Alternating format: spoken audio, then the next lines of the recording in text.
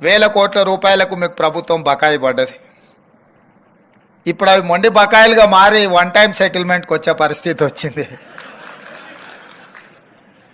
మీరు అందరు కలిసి ఓటీఎస్ కింద ఏమన్నా ప్రతిపాదన ఇస్తే మా శ్రీధర్ బాబు గారు ఆర్థిక మంత్రి, వారికి అత్యంత సన్నిహితుడు, ఏదైనా మాట్లాడి మరి మీ సమస్యకి ఏమైనా పరిష్కారం చూపిస్తాడని నేను వారికి భావిస్తున్నా. మీ అందరి తరఫున ఆ బాధ్యతను శ్రీధర్ బాబు గారికి నేను అప్పచెప్తున్నా. అదేవిధంగా మీ మొండి బకాయిలు ఒక భాగం అయితే, ఈ అకాడమిక్ ఇయర్ నుంచి ఏదైతే మీరు విద్యార్థులను చేర్చుకుంటున్నారో ఆన్ టైం పేమెంట్ చేయించాలనే పట్టుదలతోని మా ఆర్థిక శాఖకు నేను ఆదేశాలు ఇస్తా.